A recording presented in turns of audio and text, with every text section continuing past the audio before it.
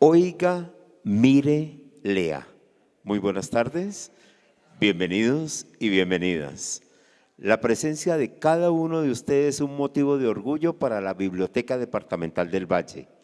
Versalles ha sido escogido como uno de los municipios donde habitantes, jóvenes, adultos, niños, adolescentes van a conversar con dos escritores, con la presentación de un libro y con un tema muy especial, la escritura, la lectura, algo que para ustedes seguramente va a ser fascinante. Permítame dejarlos con nuestros escritores invitados. Para ustedes y para ellos, un buen aplauso.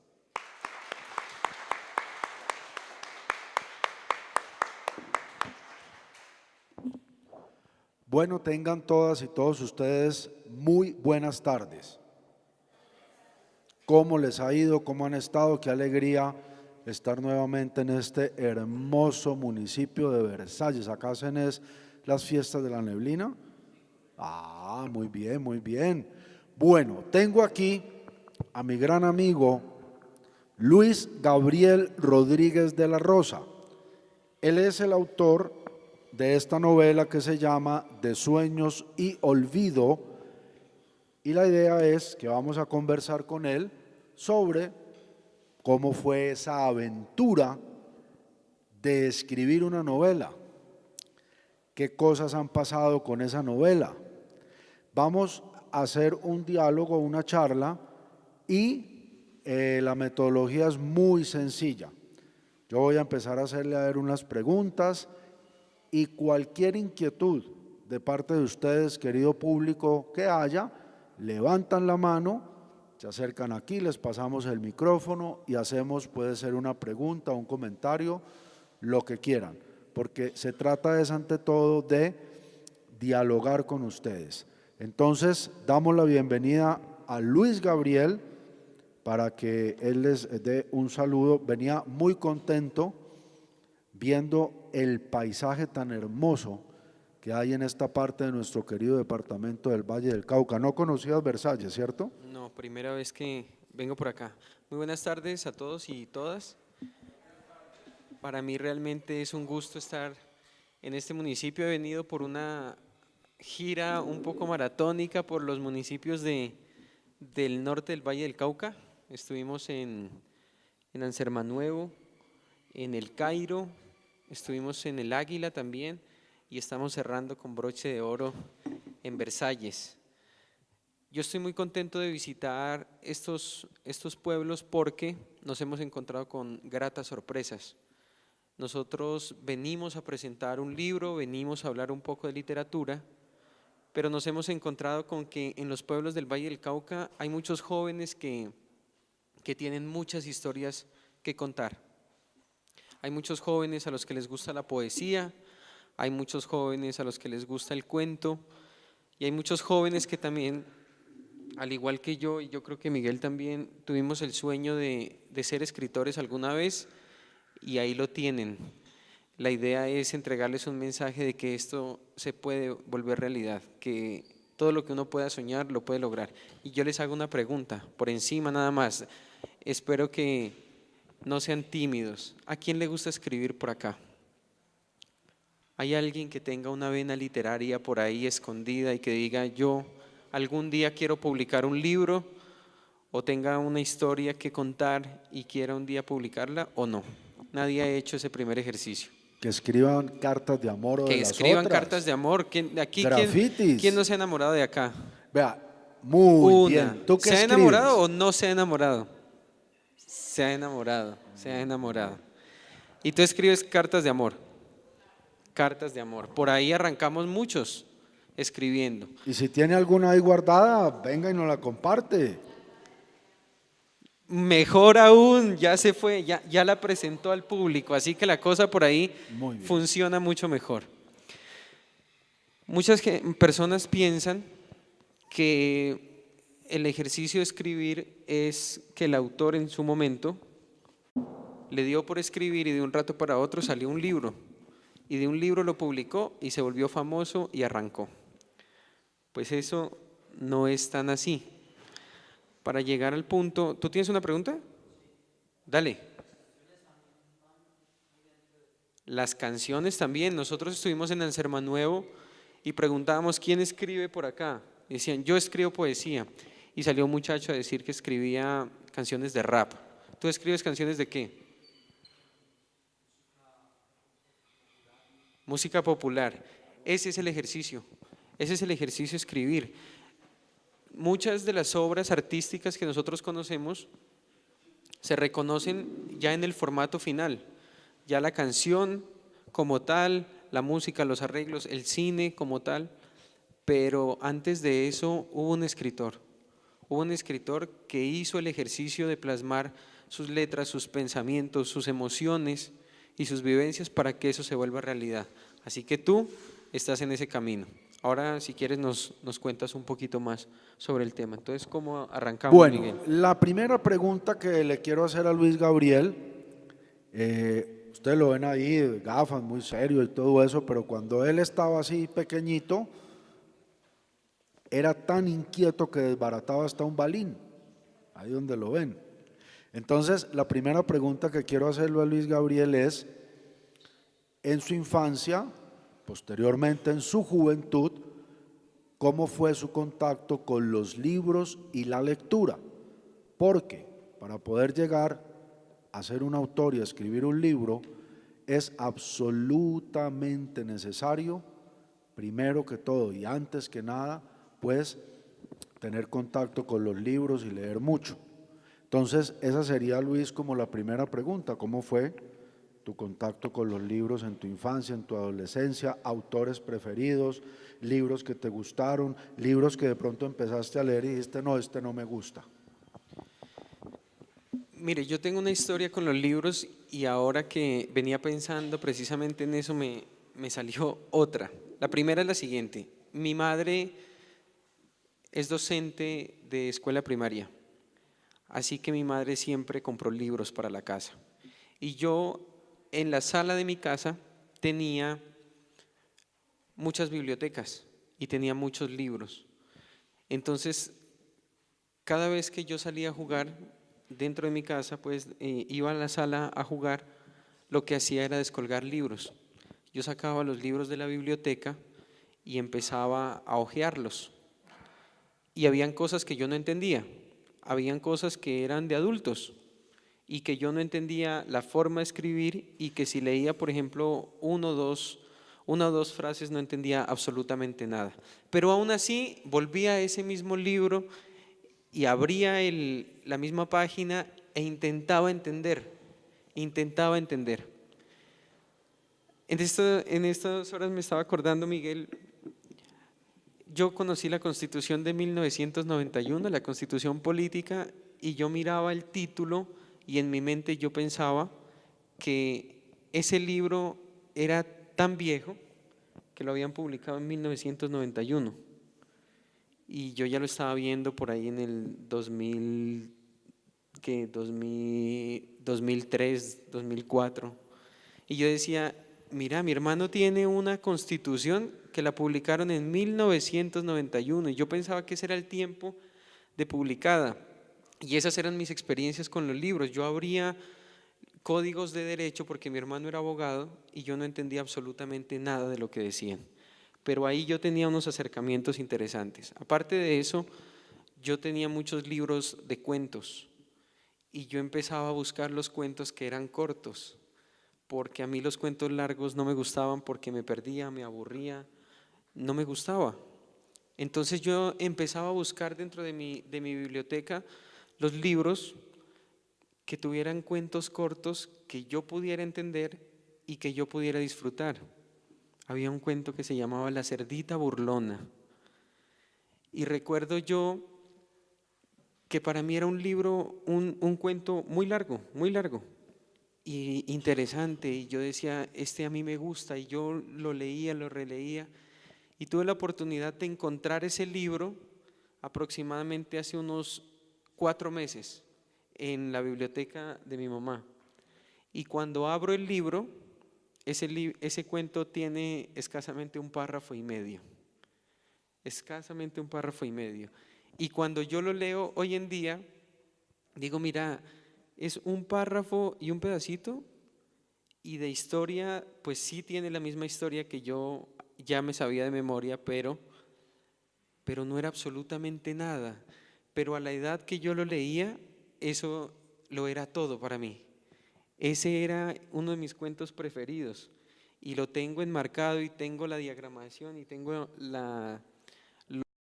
los dibujos de ese cuento en mi cabeza. Entonces esos fueron unos acercamientos bien interesantes y eso a mí me abrió la posibilidad de leer, porque para escribir primero hay que leer. No hay ninguna otra opción, sino que para uno poder ser un escritor, para uno poder plasmar algo distinto y para empezar a encontrar su sello propio también, lo más importante es haber leído y estar en ese constante de leer día a día y de disfrutar la lectura, ¿no? Porque la lectura se hizo para eso, para disfrutarla. La literatura es para eso, para ser feliz. La literatura no es para otra cosa. Entonces, ese fue el acercamiento que yo tuve en mi infancia. Y por ahí yo me encontraba cuentos, yo me encontraba libros. A mí me gustó mucho Juan Salvador Gaviota. ¿Ustedes se los pusieron a leer en el colegio o no? ¿Sí? En Ansermanuevo preguntábamos y cuando yo dije, a mí me gusta Juan Salvador Gaviota, decían, ¿cierto? Un libro que los habían obligado, entonces de pronto no les gustaba mucho, pero como yo lo leí sin presiones, a mí ese libro sí me gustó. Entonces, a medida que va pasando el tiempo, uno se va encontrando una obra muy de acuerdo a su edad. Miren que yo arranqué con un cuento que era mi favorito, luego ya me encontré un libro, luego por ahí me encontré El Caballero de la Armadura Oxidada y eso a mí me encantaba ese libro y yo decía, ¿cómo hizo para llegar allá? Pero antes de eso tuvo que encontrarse consigo mismo para poder encontrar su propia libertad y eso a mí me parecía fascinante. Y después ya empecé a conocer otras obras, a mí me gusta mucho la política, la historia, me gusta mucho y me encontré por ahí un libro hace un tiempo sobre la dictadura en Chile, se llama De amor y de sombras, de Isabel Allende, muy interesante y para cada momento de la vida uno empieza a encontrar su libro, o el libro también lo encuentra uno, que también es el otro punto, ¿no? Bueno, yo me inicié, les quiero compartir, leyendo Condorito. Después pasé a Mafalda, después a Asterix y Obelix, a Tintín, y es decir, mi inicio fue con los cómics. Con eso les estamos, yo creo que coincidimos con Luis Gabriel enviando un mensaje. Lo importante es leer algo que nos guste, algo que nos apasione y poco a poco vamos a ir agregándole, si vale la palabra, complejidad a las lecturas que hacemos. Entonces, no sé si de pronto alguien nos quiere compartir aquí alguna anécdota que tenga bien especial con algún libro que haya leído, algo que le haya llamado mucho la atención, porque ahora que hablábamos del Caballero de la Armadura Oxidada, por allá vi varias personas asintiendo, o sea que conocen el libro. Si alguien nos quiere contar alguna anécdota de lectura que tenga, por favor. La metodología es muy sencilla, levantamos la manito y le compartimos el micrófono. No todos a la vez. Bueno, entonces Tímidos. vamos a empezar a introducirnos en lo que es esta obra de Sueños y Olvido, la novela de Luis Gabriel. Y la pregunta que se me ocurre es preguntarle cómo se inició, cómo fue ese proceso a través del cual, obviamente, él dio como un primer paso, un primer escalón, hasta que llegó a esta cumbre, que no será la única, de publicar su primera novela. ¿Cómo fueron sus inicios y qué fue todo lo que sucedió hasta llegar a su primera novela? Bueno, la pregunta, antes de todo yo les quiero hacer una pregunta. ¿Ustedes cuánto tiempo creen que se demora uno haciendo un libro? Una novela. Uno por uno. ¿Quién me pone una cifra cualquiera? ¿Cuánto tiempo creen? ¿Cuánto crees tú? Un año, muy bien. Un año. ¿Quién da más? ¿Quién da más? ¿Quién da ¿O más? quién da menos? ¿O quién da menos? ¿O quién da menos? 3 años. 3 años. 3 años, 3 años. 5 años. ¿Alguien más? ¿Uno más? Yo digo que eso depende. ¿Depende de qué? No, tan larga no, sino de la inspiración que tenga el autor y del tiempo que disponga, porque hay muchos que se dedican solamente a eso, pues lógicamente con más poquito tiempo, pero hay personas que lo toman como hobby en sus ratos libres, entonces lógicamente se va a extender más el tiempo. Bueno, buena respuesta. Sí, depende. Eso sí es verdad. Todo tiene su relatividad, pero me quedó sonando cuando dijiste de la inspiración. Y ahí es donde yo les voy a contar la anécdota que yo tengo con este libro. Yo me demoré en esta obra 5 años. Y en medio de eso hubo algo bien interesante, y es que el tema de la inspiración ya había llegado, ¿sí? Yo ya tenía claro el tema que iba a escribir, yo ya sabía qué era lo que quería transmitir. Y en medio de eso yo ya tenía unas historias con las que iba a acompañar la historia central. O sea que yo ya tenía la inspiración.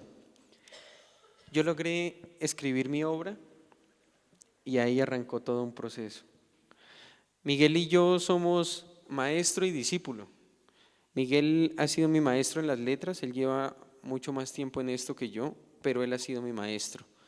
Y yo creo que la vida a nosotros nos ha dado una oportunidad muy chévere, y es que hemos caminado juntos todo este proceso, y eso ha sido algo muy bonito. Resulta que el mensaje que yo les quiero dar es que todo lo que uno logra en la vida requiere un esfuerzo y un proceso. Nada se logra de la noche a la mañana. Ese, para que lo tengan ustedes en medio de sus pensamientos. Un libro, mucho menos. Y resulta que un día yo lo llamo a Miguel y le digo: Miguel, ya terminé mi libro, ya está listo. Y entonces yo necesito que tú lo leas y que al leerlo me des algunas sugerencias. Y resulta y pasa que yo le entrego el formato pues en Word a Miguel, y le entrego mi libro ya impreso. Y yo le dije: bueno, por ahí en 1 mes y medio pues ya me lo entregas con las correcciones, yo le hago las correcciones y lo imprimimos. Listo. Y me llama a los 3 días Miguel y me dice: Luis Gabriel, necesito que hablemos porque ya corregí su libro. A los 3 días. Entonces yo dije: se arregló la cosa, ¿cierto? En 3 días lo leyó, y si ya me lo está devolviendo es porque la cosa está bien, así que no hay que hacerle mayores cambios, voy a publicar mi novela. Y cuando me encuentro con Miguel, me entrega el libro absolutamente subrayado, las primeras 5 hojas. Y cuando yo lo miro, me encuentro con que Miguel había descubierto un gran error que yo tenía en la escritura, y era la repetición excesiva de la palabra que. Entonces, por cada párrafo de mi novela, yo tenía aproximadamente 7 palabras que en cada párrafo. Cuando yo miro las primeras 5 páginas, Miguel me había rayado esas 5 páginas y había subrayado la palabra que, y eran aproximadamente 5 por párrafo, 5 en uno, 7 en otro, 4 en otro. Y entonces me dice Miguel, Luis Gabriel, le toca revisar todo ese documento y volverlo a escribir. Cuando yo me voy a mi documento en el computador y busco la palabra que, ya no eran los 7 que me había resaltado Miguel en las hojas impresas, sino que aparecían aproximadamente 20,000 palabras que yo tenía que eliminar. Ese fue el primer golpe, ¿no? El primer golpe, porque yo dije: no, de aquí a cuando yo vuelvo a escribir el libro, era volverlo a escribir. Porque si en un párrafo yo tenía 7 veces la palabra que, tenía que dejar mínimo, pues lo máximo 1 o 2. Pero para llegar a eso tenía que volver a escribir el párrafo, eliminar la palabra y darle sentido a cada frase.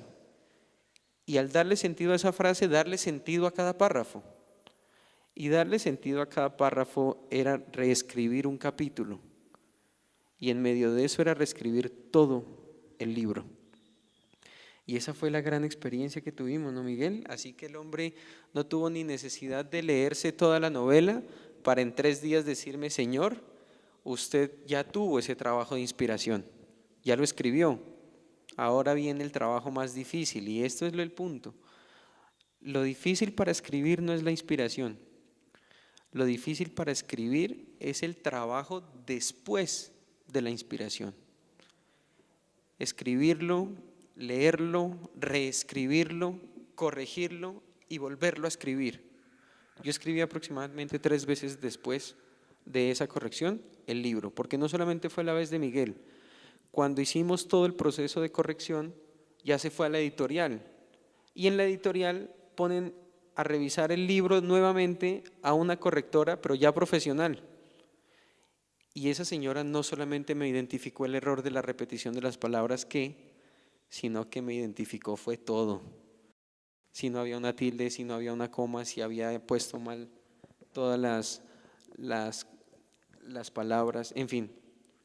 Así que el proceso después de la escritura, eso sí fue llorar, pero en serio. Podemos decir que este texto es un 10% de inspiración y un 90% de transpiración, entendiendo esa figura de la transpiración como trabajo dedicado, trabajo solitario, trabajo lleno de rigurosidad y de disciplina, porque desde mi experiencia, la experiencia de Luis, sentimos que esta tarea del arte, y más exactamente de la literatura, ante todo es disciplina, pero como es algo que a uno le gusta, no es algo impuesto, y por eso uno se la goza. Cuando hacemos las cosas que queremos, pues definitivamente si no hay rigor y disciplina, no podemos lograr absolutamente nada. Antes de meternos en la temática, ahí vamos llevando como un orden lógico de preguntas, quiero que abordemos la parte editorial, porque este libro, Luis Gabriel lo hizo a través de una forma que se llama la autoedición. ¿Qué es autoedición? Que el propio autor consigue los recursos, corre con el riesgo económico y publica su libro. Entonces, allí podemos mezclar esas dos inquietudes de cómo es un proceso de autoedición y qué tan importante es soñarse la publicación de un libro para que ese sueño se pueda hacer realidad. Bueno, yo pensaba que los escritores eran ya personas que tenían avanzada edad, ¿cierto? Yo pensaba que para ser escritor yo tenía que tener pues mínimo 40 o 50 años para poder publicar. No, pues gracias por lo que me toca, vea, no le digo, ya me dijo viejito apenas. Resulta que yo tenía ese pensamiento en mi cabeza, y cuando yo leía, yo tenía la inquietud de escribir, pero tenía ese pensamiento, así que si no hubiera llegado Miguel a mi vida, yo no hubiera tenido una persona que me dijera: mire, para publicar usted no necesita ser viejo, para publicar usted lo que necesita es un trabajo y unas ganas de publicar. Cuando yo conozco a Miguel, lo que sucedió con él fue que yo le dije: mire, profe, yo tengo unos cuentos y quiero que usted los lea porque yo quiero volverlos un libro. Y así arrancó todo el proceso. Miguel leyó los primeros libros y los primeros cuentos y arrancamos una novela. Yo he tenido algo, y es que a lo largo pues de mi vida yo he logrado soñar cosas y he logrado volverlas realidad. Yo tenía un sueño y era que yo quería ser abogado. Ese es mi sueño y yo me gradué de abogado. En medio de eso nació el sueño del libro y yo soñaba con ser escritor y con tener un libro publicado. Y mire que ese sueño tiene varias connotaciones. ¿Por qué? Porque publicar un libro, el hecho de haberlo publicado, no te convierte en escritor. El escritor se hace cuando el otro lo reconoce como un escritor, cuando el otro le reconoce la obra y cuando el otro lo lee. Y ese era uno de los puntos importantes en medio de esto, porque cuando yo publiqué mi libro, yo pensé que al otro día todo iba a cambiar en mi vida, ¿cierto? Yo publico el libro y todo cambia. Ese era el pensamiento. Y resulta que eso no fue así, que el publicar el libro solamente era el primer paso de un proceso que era absolutamente largo y que generaba un movimiento muy fuerte. Y ahí va el tema de la pregunta de Miguel. Para publicar un libro hay varias opciones. Una de ellas es que escribas una gran obra y te vayas a una editorial reconocida y busques a alguien allá que lea tu obra y si le gusta, la publique. Y si la publica, pues excelente.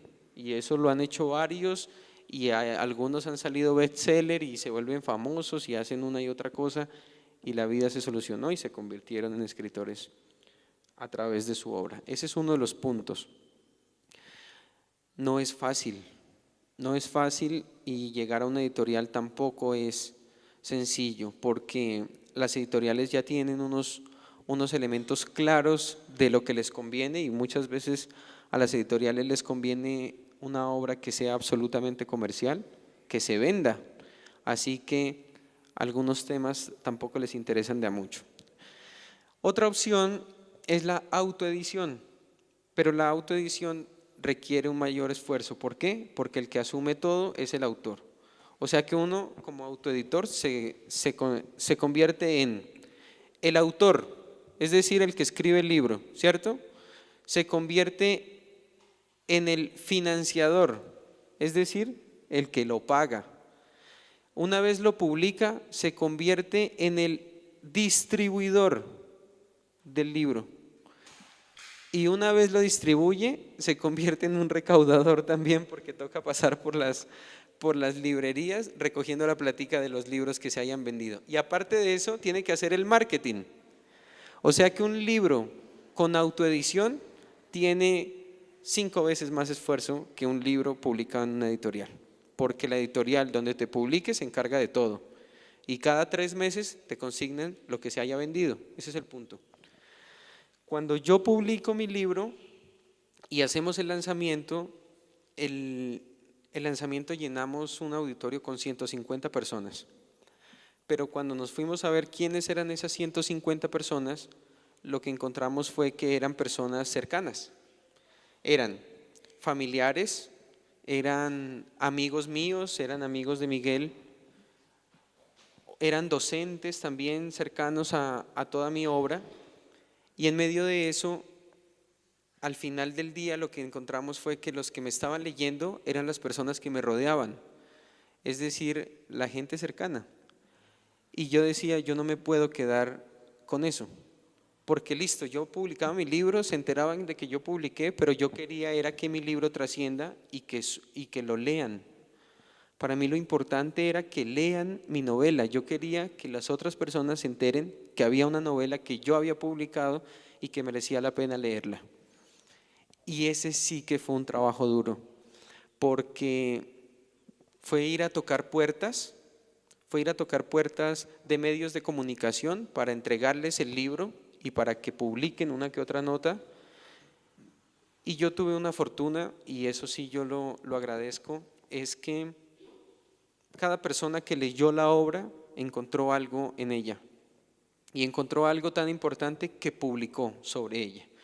Entonces las sorpresas eran que empezaron con una nota en la revista El Clavo en Cali, luego me llamaron de Gaceta en El País, sacaron una página entera contando que había una obra de un joven escritor, una novela histórica, y eso me abrió las puertas y me empezaron a llamar de televisión también, y empezó todo un proceso en el que los medios de comunicación me ayudaron a impulsar un libro que yo al principio tenía la fe de que alguien lo lea, pero no sabía si lo iban a leer o no lo iban a leer.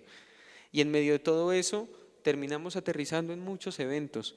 Terminamos llegando a Feria del Libro en Cali, el libro estuvo en Feria del Libro en Bogotá. Y hoy, por ejemplo, estamos en el Festival Internacional Oiga, Mire, Lea, que ya es uno de los puntos más altos que tenemos con esta obra porque se ha abierto camino también sola y ese ha sido un proceso bien interesante, de mucho esfuerzo, ¿no? Pero bien interesante. Y lo más chévere es que todo esto nace por la misma escritura. Yo tenía cuentos escritos y un día me llama Miguel y me dice a mí, Luis Gabriel, hay un concurso de cuento, participe. Y yo termino participando en ese evento y me termino ganando el primer lugar. Y al ganarme el primer lugar, yo recibo una financiación por ese cuento y eso fue al final lo que terminó invirtiéndose en la novela. O sea que todo ha sido como un ciclo bien interesante. Bueno, muy bien.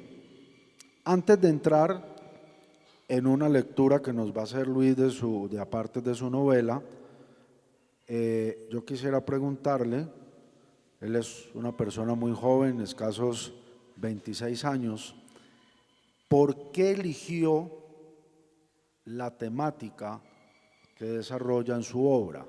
Es decir, esto de la historia reciente de Colombia.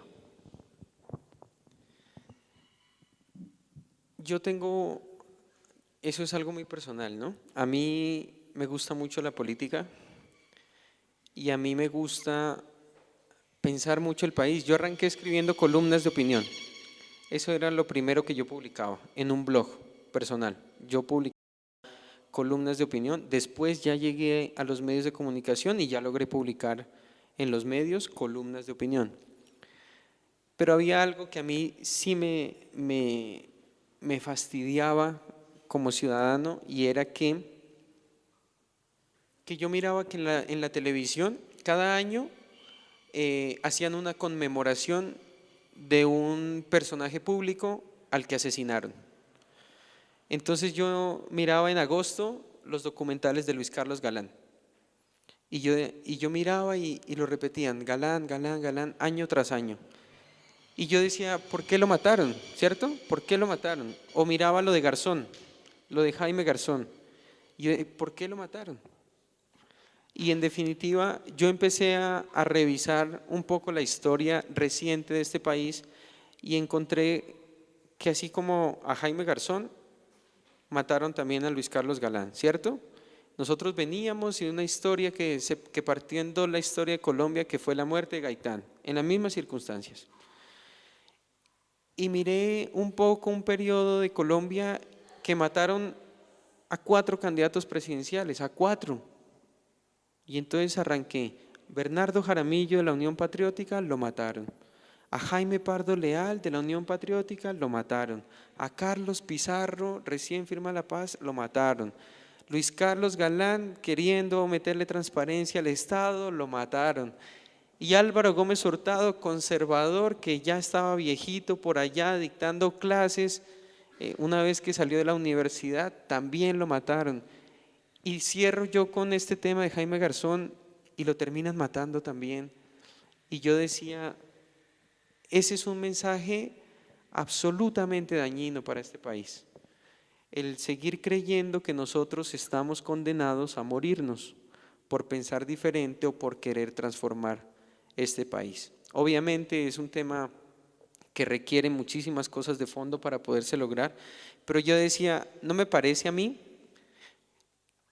que año tras año conmemoremos, pero tampoco se haga nada, pues, para que la cosa realmente toque los puntos que tiene que tocar y la gente conozca realmente lo que tiene que saber.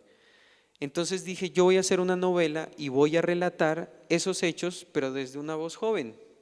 Yo quiero hablarles a los jóvenes de mi edad que no tienen ni idea de las personas que les estoy hablando y quiero contarles que fueron importantes en este país y que muchas de las cosas que hoy vivimos nacieron en esas cabezas que tampoco se pueden olvidar, porque la lógica de matar al contrario no puede seguir, sencillamente no puede seguir.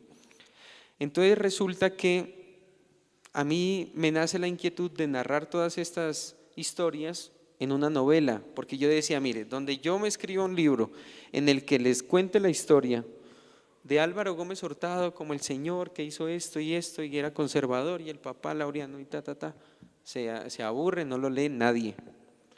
Yo voy a escribir una novela, y voy a escribir una novela que los atrape, y que en medio de toda la trama terminen conociendo.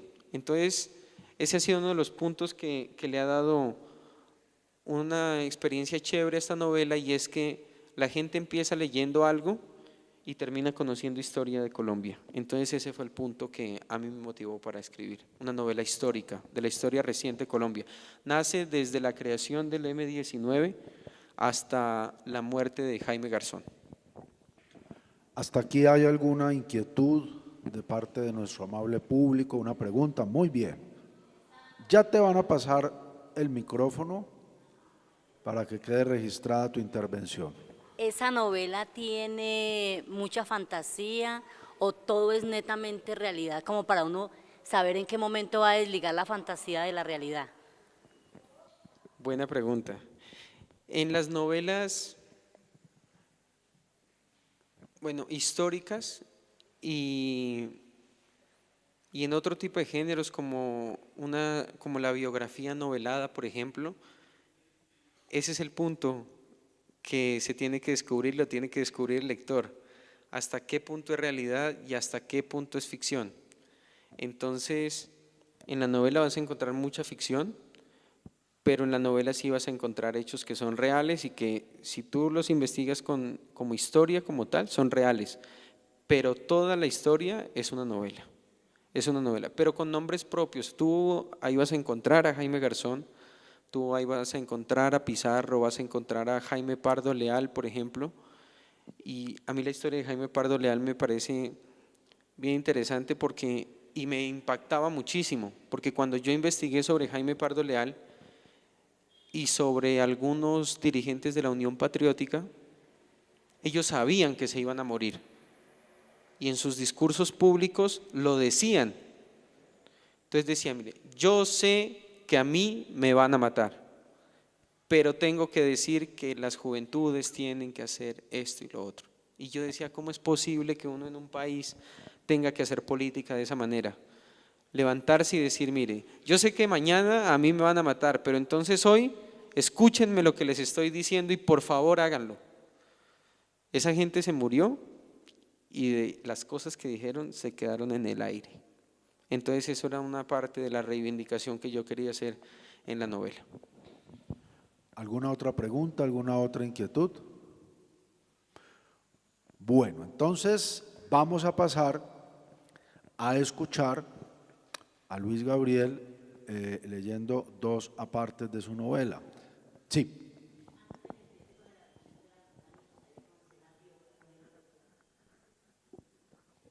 La biografía, o te hago una pequeña presentación más o menos de lo que… Bueno, yo tengo 26 años, yo soy abogado y soy docente universitario. Yo soy docente universitario en las cátedras de Teoría Constitucional y de Derechos Humanos en Cali. Soy columnista de opinión, eso fue lo que a mí me dio el origen de todo esto también. Yo he opinado mucho sobre este país y arranqué, como les contaba hace un momento, con un blog propio. Yo escribía en un blog y en ese blog solamente me leían mis amigos y mi familia. Después de eso logré pasar ya a un medio de comunicación que fue la revista El Clavo. Después ya logré publicar en otros medios y ya terminé publicando hace unos 15 días en El Espectador. Entonces ya tengo ahí un espacio que ha sido también como todo este proceso, ¿no? Paso a paso, y eso es más o menos lo que he venido construyendo. He hecho muchísimas cosas, pues que aquí va a quedar mi libro y ahí está un poquito mi biografía, pero tenemos una historia de liderazgo bien interesante. Nosotros arrancamos con un periódico estudiantil en la Universidad de San Buenaventura, Cali. Yo lo dirigí 4 años. Y con eso hicimos cosas espectaculares. Hicimos un encuentro de expresión oral y escrita que se llama Viva la Palabra. Y eso le permitió a los jóvenes universitarios que escriban cuentos y que se paren en un escenario y que los lean. Eso fue una de las experiencias más bonitas que tuvimos allá. Hacíamos foros anuales y traíamos gente importantísima. Una vez logramos traer al director de la revista Semana, los estudiantes. Lo movilizamos y lo trajimos. Y todo ese tipo de cosas empezó a abrir camino, Hicimos una red de líderes también y ahora estamos dirigiendo una fundación que se llama Fundación Escribir No Muerde, que ha sido mi maestro, pues el que me la heredó y con el que se ha hecho un trabajo bien interesante en el fomento de la lectura y la escritura en los jóvenes. Entonces eso es un poquito más o menos de lo que venimos haciendo, pero todo también ha sido fruto del acompañamiento de Miguel y yo quiero hacerle un llamado, si aquí hay docentes, a que acompañen a los jóvenes, a que los acompañen porque hay muchos jóvenes que tienen sueños distintos de los que sean, no solo literarios, el que sea, hay miles de sueños y esas personas solamente necesitan una voz de apoyo o una persona que los acompañe y que vaya a un lado, no adelante ni atrás, a un lado, acompañándolos para construir los grandes sueños y sus grandes obras en la vida. Entonces, ese es un punto fundamental. Mire que yo no creía poder ser escritor y Miguel a mí me rompió ese mito en una frase. Y una vez él me dijo eso y me mostró la evidencia de que se podía hacer, arrancamos. Y hoy estoy aquí por eso, si no, yo todavía estuviera pensando y escribiendo y diciendo por ahí en unos 15 años yo creo que ya tengo la opción de publicar mi primer libro. No, ya estamos construyendo el segundo. Yo me uno a ese llamado, ¿no? De que nosotros los adultos tenemos que ser cómplices de nuestros niños y jóvenes para que hagan realidad sus más hermosos sueños. Le voy a pedir a Luis Gabriel que por favor nos lea una parte que me gusta mucho de su texto, de muchos de los fragmentos que me llaman muchísimo la atención y de la obra en sí en general, y es que él toca allí un tema muy delicado que ha causado muchas dificultades e incluso situaciones trágicas en los colegios, en las universidades, en diferentes organizaciones, y es el tema del bullying o el matoneo o el acoso que llaman. Creo que todos entendemos a qué me estoy refiriendo. Entonces, le voy a pedir a Luis Gabriel que nos lea una parte de ese capítulo donde se presenta entre uno de los personajes una situación de esta índole y el desenlace que tiene, que vamos a ver de qué se trata.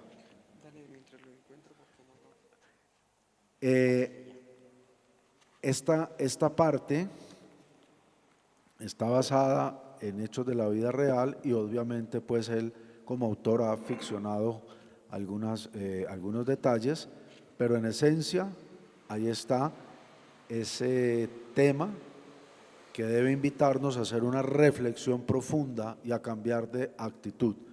De hecho, ahora a través de las redes sociales hay una modalidad que se llama el cyberbullying y de verdad que eso es muy complicado porque puede traer incluso consecuencias de tipo penal. El que es abogado me desmentirá si estoy diciendo cosas falsas.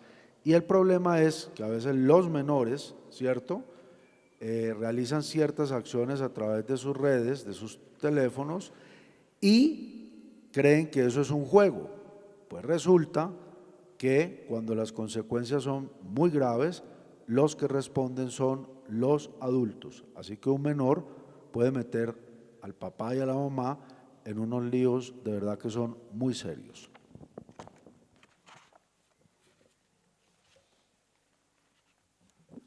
Bueno, yo voy a ser generoso con este público, voy a hacerles 2 lecturas para hablar un poquito del tema político, para mostrar cómo he narrado un poco lo que les estoy contando.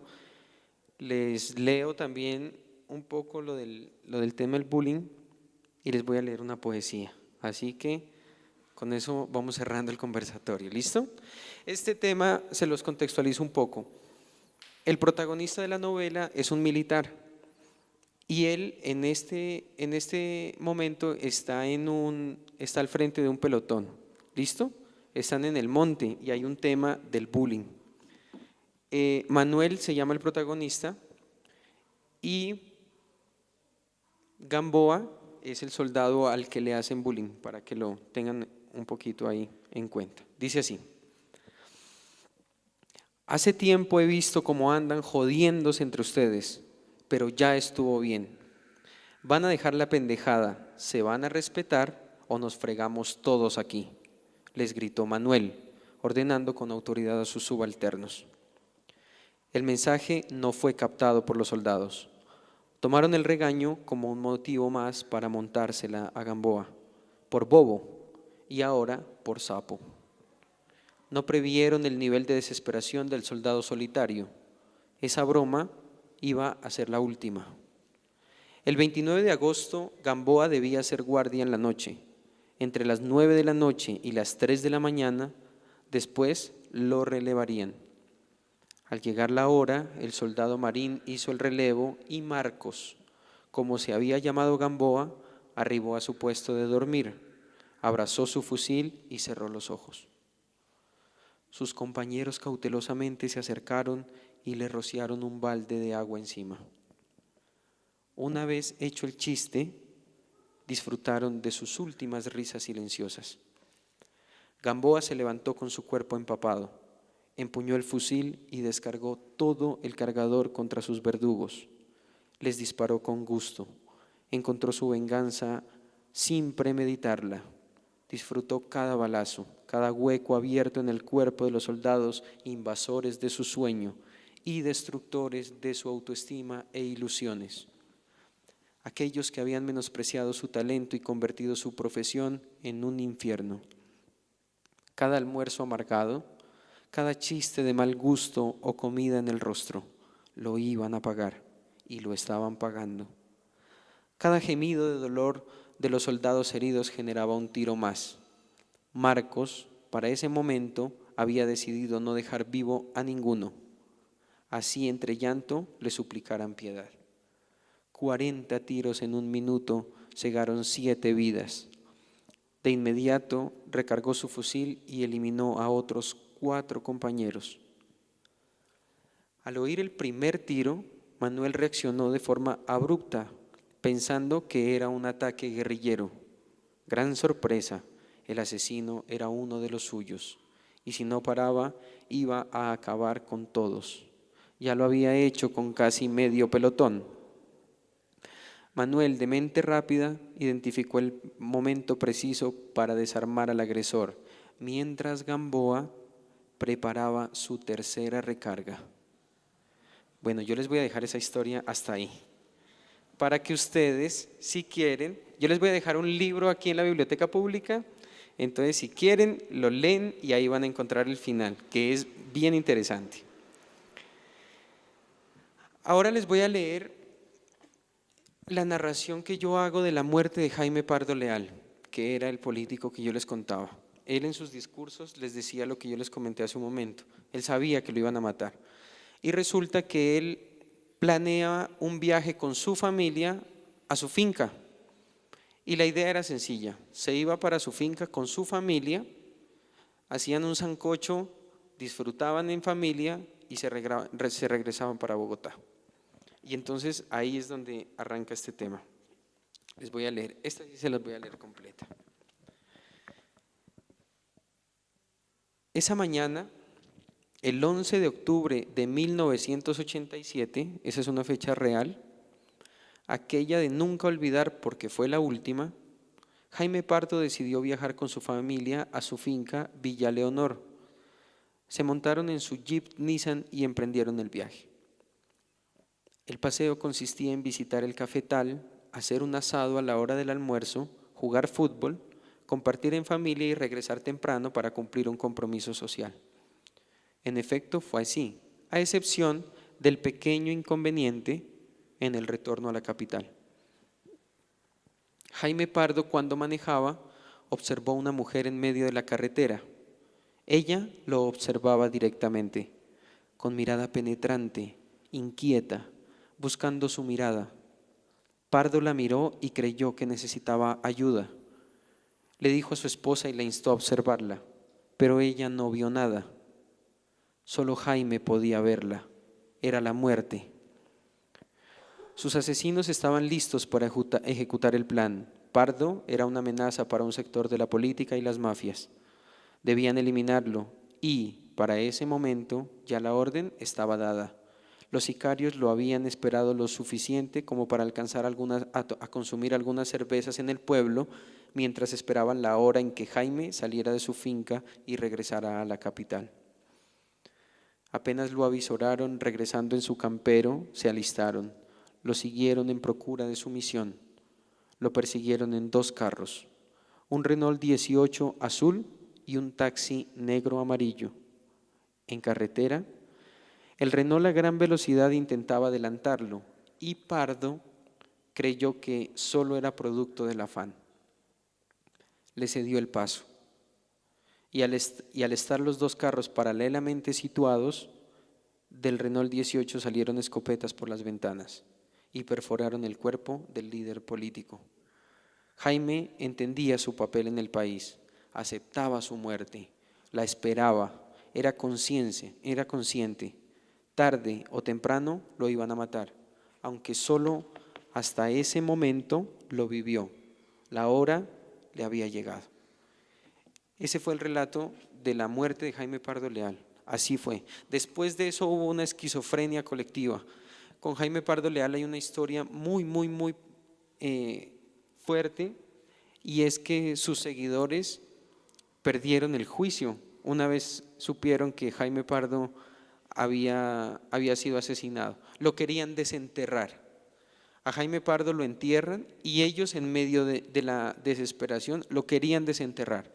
Querían sacar el cuerpo de ahí y querían llevárselo al mismísimo palacio para que el gobierno, que no lo había protegido, lo viera y no creyera que había sido un muerto más.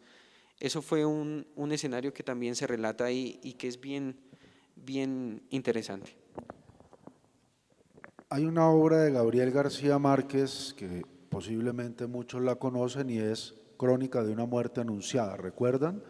Escuchando a Luis Gabriel, recuerdo cuando conocí a Luis Carlos Galán Sarmiento. Yo estaba muy jovencito y él cerraba sus discursos con la siguiente frase: ni un paso atrás, siempre adelante, y lo que fuese menester que sea. Es decir, estaba también Galán anunciando que en cualquier momento podía perder la vida sencillamente por ese deseo de construir un país diferente, más democrático, y entre otras cosas, de los muchos legados que nos dejó Luis Carlos Galán, era comprometidísimo con el tema de la educación. Bueno, y yo con este poema voy a cerrar el conversatorio. Les agradezco muchísimo haber venido, que me hayan acompañado. Nosotros estamos cerrando el Festival Internacional Oiga Mire Lea 2017 y es muy grato de verdad haberlo hecho en este municipio. Les leo este fragmento del poema, les abrimos si alguien quiere hacer una intervención, y les agradezco de antemano. Este poema se lo dedica el protagonista de la novela a su esposa. Dice así: porque el tiempo es pasajero e ingrato, y el mejor momento es cuando estoy contigo. Quiero enamorarte más y perfectamente, con la promesa ambivalente de un hoy y para siempre. Porque el amor me enseñó a sentir tus lágrimas, soñar tus recuerdos y recordar tus anhelos, vivir tus miradas profundas y esconder mis temores, ahogar el pasado en el frenesí de tus besos, y a vivir sin tiempo, y a soñar despierto, y a sentir sin culpa, y a pensar en ti.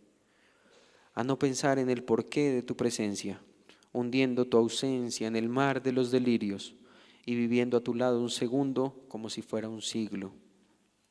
Porque la melodía de tus palabras acarician la piel del alma y el espíritu del corazón. Sin petición, tan solo susurros, cánticos de amor que dicen te amo. Bajo la oscura claridad de un nocturno cielo azul, porque tu amor es como mis letras, suave y eterno, racional en un mundo irracional, claro y confuso, amante y silencioso, inesperado y hermoso como una gota de agua en tu mejilla, como una lágrima en mi pecho, como el temblor de tu cuerpo al hacerme el amor, como la oración perfecta o como saber que existes. Muchas gracias.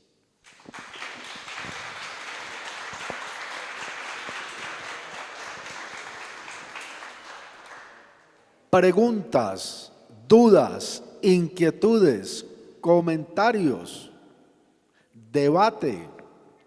Si hay alguna aporte de este querido y amable público, antes de cerrar formalmente nuestra intervención y bueno, el festival Oiga, Mire, Lea, y de invitar a la señora bibliotecaria para que formalmente pues cierre el evento y además reciba los presentes que tenemos para dejar en esta biblioteca. Si alguien tiene algún comentario, por favor. Bueno, muchas gracias. Felicitarlos por venir a presentar esta obra en nuestro municipio. Qué importante es que esa parte histórica no muera allí, que eso trascienda, porque es que lastimosamente hoy los medios nos han llevado a unos niveles muy altos y lo que tú decías en el caso, por ejemplo, de los soldados, yo lo viví en carne propia cuando tuve oportunidad de prestar el servicio militar. Un compañero, lo que hoy llamamos bullying, pero un oficial, faltándonos 15 días para retirarnos ya, empezó a hacerle lo que hoy llamamos bullying y lastimosamente el oficial terminó muerto y el compañero de nosotros en la cárcel.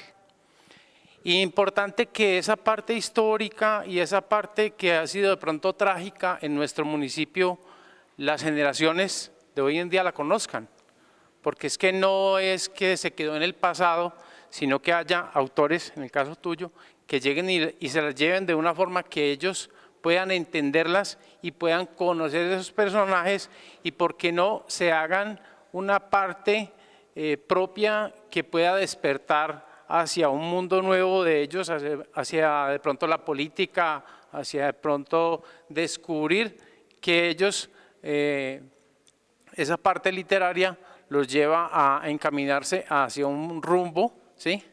Que es fijarse un camino, tener una idea clara hacia dónde vamos a llegar. Entonces, por eso me parece importantísima esa parte de la obra. Muchas gracias. Yo pienso también que el punto es que los jóvenes se tienen que empoderar. O sea, ya nosotros no podemos solamente pensar que la juventud es para botar el tiempo o para estar pegado al celular. Todos disfrutamos pues eso, todos tenemos WhatsApp, todos tenemos Facebook, todos tenemos redes, pero el tiempo hay que saberlo administrar, porque la juventud se va y tiene que dejar algo. Y eso yo creo que es lo más importante. Y ojalá ese algo sea construir cosas por sus propias raíces. En estos días yo he estado preguntando, hay muchos pueblos que no tienen construida su historia, que no saben cuál es la historia de su pueblo, dónde nació, quién lo fundó, qué historias vienen de los abuelos que no se conocen. Y muchas veces tiene que venir gente de otras partes a relatar su propia historia. Entonces los jóvenes son los que se tienen que empoderar de ese tipo de cosas. A mí eso me llama mucho la atención. Yo conozco un gran personaje que hoy es el protagonista de la novela que estoy escribiendo, y parte de su obra, y que lo ha ayudado pues también a construir, ha sido que él fue el autor de la historia de un municipio que no fue el de él. Entonces yo creo que ese es como el llamado a los jóvenes también, a que miren un poquito qué es lo que pasa en su propia tierra. ¿Alguna otra inquietud? Por favor.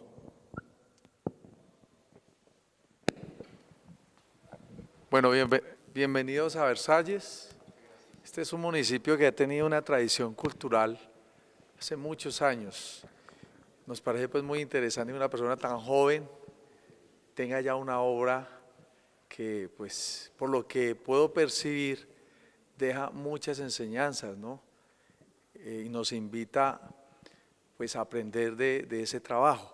Me gustaría conocer en sus palabras como escritor cuál es el aporte más importante que este libro deja a la comunidad lectora que se va a enamorar de él.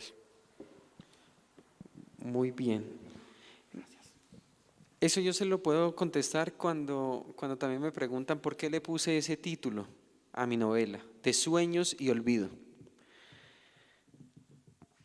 En el libro hay reflejado algo muy propio y es que yo creo que los sueños se vuelven realidad. Yo lo que he soñado lo he podido construir y ese es el punto principal. Ahí se refleja ese ánimo de soñar y de volver realidad los sueños, de emprender las cosas. A veces uno cuando tiene sueños le da miedos, tiene angustias, mira obstáculos que muchas veces no están, y romper esas mismas barreras es uno de los mensajes, primero. Segundo, yo soy un gestor de paz. Yo en todo mi quehacer intento hacer construcción de paz. Esto es hacer construcción de paz, crear cultura. Y para eso se tiene que conocer lo que pasó y se tiene que saber qué está pasando y para dónde vamos. Pensar un poquito en lo sucedido, construir en el presente y pensar en prospectiva.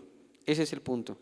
Entonces, cuando me preguntas qué entrego yo ahí, yo entrego ahí una herramienta para no olvidar lo que a nosotros nos tiene hoy como nos tiene. Los fenómenos de corrupción en este país nacen, por ejemplo, de no haber permitido que una persona que creía en la transparencia de lo público llegara al poder.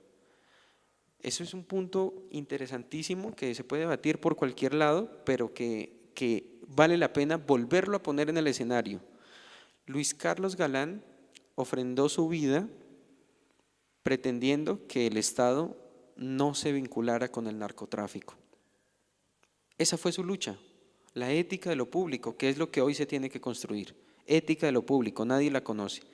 La ética de lo público es lo único que nos puede salvar a nosotros de la corrupción. No es las leyes más fuertes, no es generar más punidad en contra de los corruptos, nada de eso va a acabar la corrupción. Es la ética de lo público, es saber para qué existe lo público. Luis Carlos Galán se hizo matar por esa lucha. Y entonces cuando lo matan a Luis Carlos Galán, los que suben al poder eran los que lo rodeaban a Luis Carlos Galán.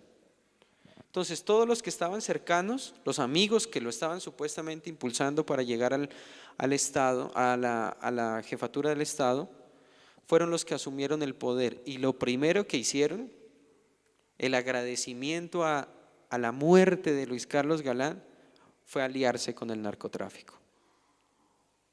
Fue aliarse con el narcotráfico. O sea que la historia, si nosotros no la conocemos, la historia sí se vuelve a repetir. Y si la historia nosotros no la conocemos y entendemos que no puede volver a suceder, nosotros vamos a seguir en un círculo vicioso. Entonces aquí hay un llamado a que la violencia no es el camino. Primero, a que el respeto por el otro tiene que ser de verdad para poder, en medio de un sistema democrático, poder hacer algo distinto. Y en medio de eso, el mensaje es que yo les quiero contar la historia reciente de Colombia a los jóvenes. A nosotros en las escuelas y en las universidades nos cuentan la historia que ya ha venido pasando en este país, que es importante, pero que no me la asimilan a lo que está pasando hoy. Yo soy docente también de Historia de Colombia y yo tengo que partir desde nuestra independencia hasta los días presentes. Pero si yo hago todo ese recorrido y yo no Yo les llego hasta la muerte de Gaitán, por ejemplo, ahí no estoy haciendo absolutamente nada, porque hasta la muerte de Gaitán la historia se me queda mocha. De ahí para allá el periodo de violencia que se viene es consecuencia de todas las cosas que han venido haciéndose mal y que no se ha construido bien. Entonces, el hecho de relatar la historia reciente es para mostrar en qué nos estamos equivocando ahorita, para poder corregir y avanzar un poco más. Ese es el mensaje. Bueno, yo quiero agradecer a este Festival Internacional de Literatura Oiga, Mire, Lea por esta invitación que me ha hecho para acompañar a Luis Gabriel, agradecerle a los compañeros de la Biblioteca Departamental Jorge Garcés que nos han permitido estar aquí con ustedes. Hemos compartido 2 días maravillosos con Julián, con William, los otros compañeros. Quiero agradecerle a la Biblioteca Departamental, a nuestra gobernadora y todas las instituciones que han permitido que este evento pues sea una realidad y lo más importante, que siga creciendo y que siga llegando a los municipios. Voy a hacer la entrega a la señora bibliotecaria de mis cuentos infantiles, Caminando con Alana, y de mi libro Entre tu ventana y las estrellas, para que queden aquí y lo puedan disfrutar a partir de mañana. Y cierro con lo siguiente: cuando nos reunimos a hacer este tipo de actividad, estamos ayudando a construir un país y un mundo donde podemos escuchar el cuento ajeno y compartir el propio. Muchas gracias.